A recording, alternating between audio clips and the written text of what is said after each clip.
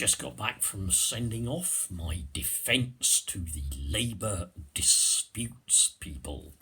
My defence against the twin pillar charges of anti-Semitism and also misogyny. Well, if you want to put this one on too, please do update with another charge about publicising the fact that I am due to appear, I expect, before the NEC, and I've just responded to the draft charge. While I was responding to that charge, I might also add to you that somehow they seem to have got this wrong in their charge.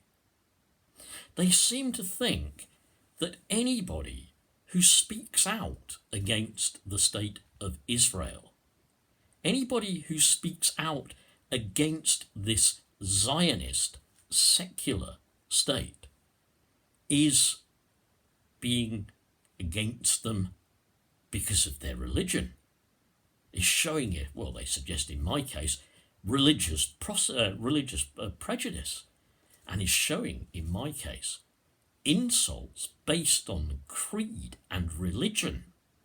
They even go so far as for challenging me against, as though I'm not participating in the fight against racism. So that's a really interesting thought, isn't it?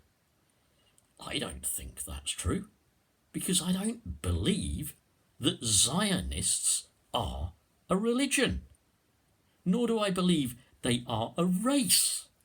They are a group of people, they are a political group, they are a civil group, but they are not a race, and they're not a religion.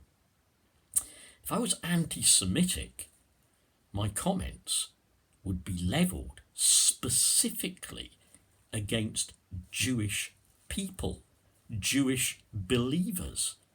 And we will know that in Labour we have groups like Jewish Voice for Labour who also support us when we speak out in favour of the Palestinian people.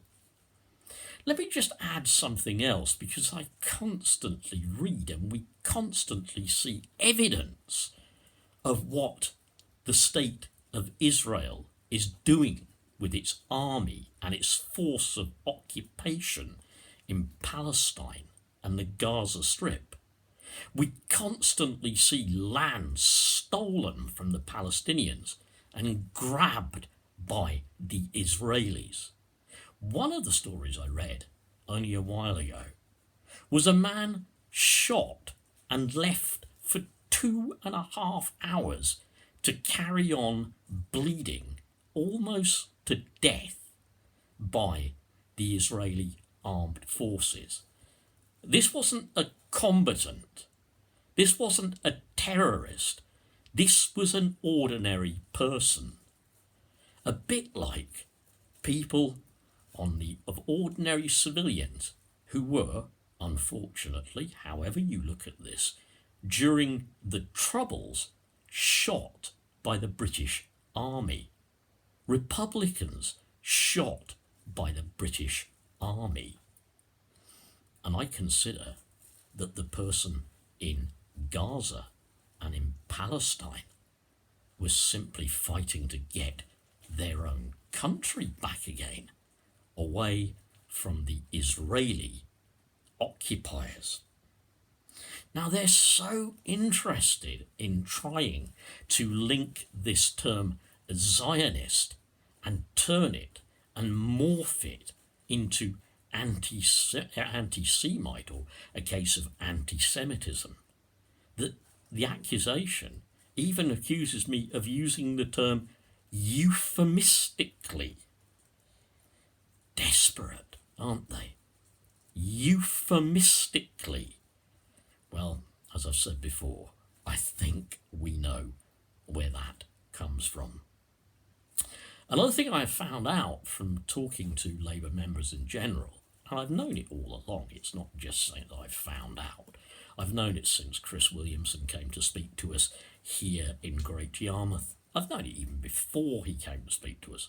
Wonderful man. Yeah, so I'm already charged with supporting him now. Yeah, but wonderful man. But I've known right along, you can't speak out against the state of Israel.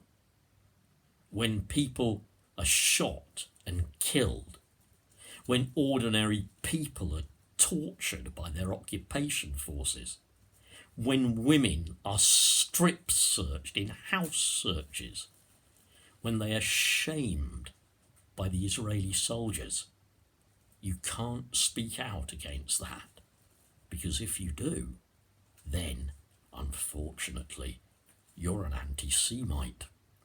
You can't speak out against the Israelis using phosphorus weapons on the Palestinian people, the people in the Gaza Strip.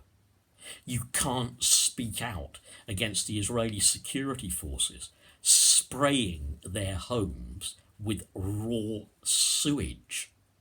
You can't speak out against the apartheid state that the Israelis are running there, where places are gated off and there are places where Palestinians are not allowed to go. There are footpaths and walkways on which Palestinians are not allowed to walk. These are only for Israeli citizens. So even with all that in mind, I call to mind what happened in the Holocaust, and I know that that was the worst event in human history. I know that it occurred. They'll probably try and say I'm denying it. In fact, I think in one of their charges, they're trying to paint me as a Holocaust denier. So let us not forget what happened in the Holocaust and all the other Holocausts that have happened since. Let us fight to see that such things never happen again to any group of human beings. Let us fight to see that that doesn't happen, because we're human and we're decent and we're honest and we're true and we care about our fellow human beings. Let us remember the Holocaust by all means. Let us acknowledge the evidence of it. Let us pass this information on to others and our children and to future generations. Please, let us do that, especially today. But let us not be put in a position where we are forced not to speak out against crimes committed against other people, other human beings, by the state of Israel and her agents and armed forces. Let us never do that, however much we speak out against and remember the Holocaust. Thank you.